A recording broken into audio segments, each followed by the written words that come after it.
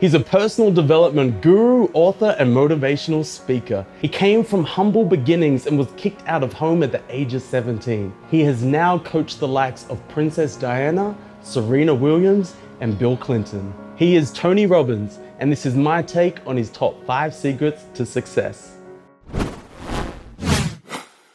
Michael Gerber, the guy that wrote the EMyth, talks about why so many businesses, young businesses fail. And one of the things he says is most people are not really entrepreneurs, but they think that's what they should be. They think that's the sexy thing, that's the most attractive thing, that's the best answer. And what I say to you is you gotta separate the vehicle from the outcome. What is it that's gonna truly fulfill you? What is it that's gonna give you that extraordinary life? What's gonna make things magnificent on your terms, not somebody else's terms, not your father, your mother, your background. What is that really? Separate the vehicle, because there's many ways to get to that vehicle. But I'm saying sometimes you got to reevaluate what's going to really make you fulfilled. What is your gift? Are you an artist? Are you the talent that can produce something no one else produces as a skill or a product or a service or some impact? Are you incredibly good at management? You really know how to manage or lead people? Are you an extraordinary entrepreneur that can take that gigantic gut load of risk and can create the vision and attract the talent that you need and the managers and leaders? You may have all 3 abilities, but which one really fulfills you the most is going to be the critical question. Because we tend to want to do them all, especially in a room like this, because you're all overachievers, right? Me too. And you say, well, I can do all these. Yes, you can, but what will it do to your quality of life? See, again, the secret's going to be this. What is an extraordinary life on your terms today? Getting things is not going to make you happy. That's good news in a tough economy. It's a good reminder. It doesn't matter what you get. Doesn't matter whether it be money or opportunity. All those things might excite you for the moment. Even a relationship, as magnificent it may be, might be exciting for a while. But if you don't keep growing, that relationship isn't going to stay exciting. So the secret to real happiness is progress. Progress equals happiness. And if we can make progress on a regular basis, we feel alive. And that's why at the beginning of the year, we get this thing like, okay, I can have this fresh start. I could really do what my soul desires. I could expand. I could grow. I could improve. I could change. Or maybe better than change, I could progress. See, think about that. Progress is an aliveness to it, doesn't it? You don't have to work at changing. People say all the time now, well, I'm working on changing. Don't worry about it. You don't have to work on changing. Change is automatic. Your body's going to change whether you want it or not as the years go by. And no matter how hard you work, there's going to be some changes going on there. The economy is going to change no matter what you want it to do. The weather is going to change. Relationships are going to change. Everything in life is always changing. We don't have to work on change. Change is automatic, but progress is not. So if you want to make real progress, then you really got to look at your life in a different way. You got to say, I got to take control of this process and not just hope it's going to work out like people do who make a resolution. What does it take to create world-class marketing? What is the unique selling proposition? What is what we call value-added marketing, VAM? Today, most people are sick and tired of advertising because where is it? Everywhere. In fact, I got a question for you.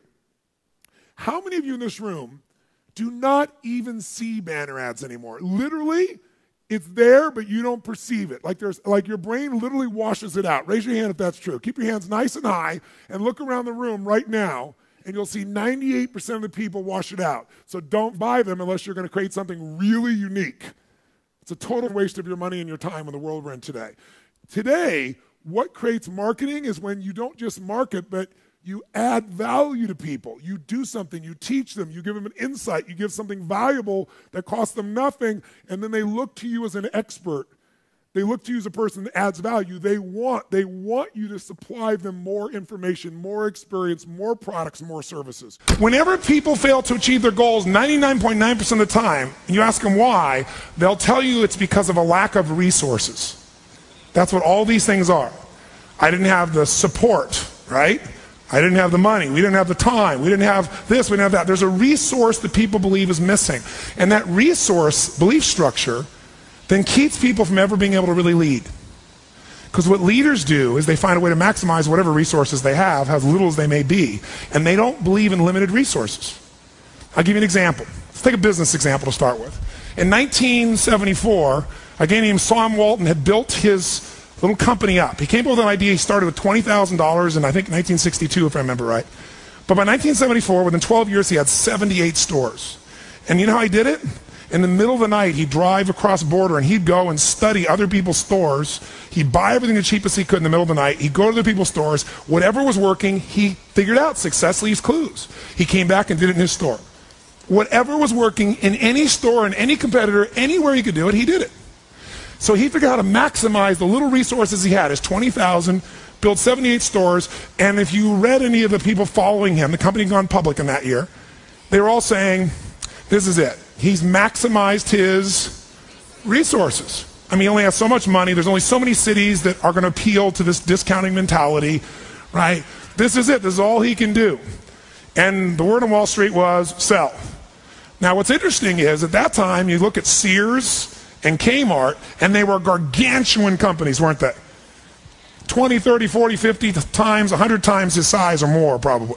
And at that time, they were the leaders, and they knew what's going to happen. But did things change, yes or no? Did he suddenly get mass amounts of capital? No. Here's what they didn't understand. Sam Walton now, or the Walton organization, Walmart, is the most successful retailing operation on earth. And when you talk about Bill Gates being the richest man in the world, that's only true because Sam's fortune is divided up amongst a bunch of different family members. You put them together, they dwarf Bill Gates. Sam Walton did this. How did he do it? What people underestimated is that this guy could go to 4,400 stores, do $250 billion. Where's Kmart today? And they've been shrinking. All of them have been shrinking. And he's the dominant force on earth. Here's the thing he understood. Resources are interesting, but the ultimate resources are the feelings of emotion that make you resourceful. Think of it this way. Resourcefulness is the ultimate resource. What do I mean? What are the emotions that make all this possible? What's the fuel that takes an idea from being in your head where you intellectually know what to do? How many have had an idea, for example, was a great idea, you're excited about it, and then you didn't do anything. One day, there you saw it on the shelf, you saw it somewhere, someone stole your idea. How many have had this happen? Say, I. The only difference between you and that person was not that they had more resources, they were more resourceful. Here's what I've created for my life, and anyone I know succeeded. I'm a 17-year-old kid from Azusa, California, with no real education other than self-education, with no background, with parents that did their best, all of them, with no money, but I did one thing. I loved people, and I had an enormous demand I made upon myself, and I sculpted my mind and my emotions to get me to do whatever it would take to achieve and to contribute. But to do that, I did it by using my body and changing my focus. I did it by putting myself in a peak physiology and using what I call incantations. Can you train yourself to believe something, yes or no? Absolutely. How many have ever made the fatal mistake of going to Disneyland or Disney World, and while you're there made the fatal mistake of going to a ride called It's a Small World After All? What happens for about a week after you're out of that damn place? You're still singing this thing in your head in 24 languages, right? Well, let me tell you something. How many of you have things when you want to go achieve them and this part of your voice goes, oh, it's not going to happen, or forget it? How many got a voice that sometimes interrupts that good pattern? Say, I. And what you want to do is train a new one. So starting when I was 17, I started doing incantations, not affirmations. Affirmation, you go, I'm happy, I'm happy, I'm happy, I'm happy, I'm happy. What's the problem? You haven't changed your what? Your what? Physiology. If you don't change your physiology, you won't get anything. So in incantations, not only you speak it, but you embody what you're saying with all the intensity you can. And you do it with enough repetitions that it sticks in your head. Like It's a Small World, now the conversation in your head is always the same and it gives you what you want. So you use your body and your voice. So 17 years ago, I started doing things. I was working for Jim Rohn, this speaker, and I was 17 years old. I had long hair, minestrone soup, acne on my face. And I was trying to call on Bear Stearns type of people and convince them why they should go to this man's seminar and be more successful. I was driving a 1968 Volkswagen that I had earned at $40 a week as a janitor. The only way I did it was park far from the building and then go in, and I love people and I believe, but I put myself in state, and I was able to influence people that were far more successful than I was at the time.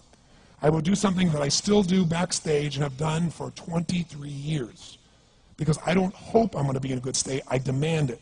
So I do an incantation using my whole body. I'd say, I now command my subconscious mind to direct me in helping as many people as possible alive today to better their lives by giving me the strength, the emotion, the persuasion, the humor, the brevity, whatever it takes to show these people and get these people to change their lives now. And I would do that literally driving in my Volkswagen to a meeting in LA on the freeway for 40 minutes. People are looking at me, I'm screaming at the top of my lungs. They're going, I know he's a serial killer. I know he is.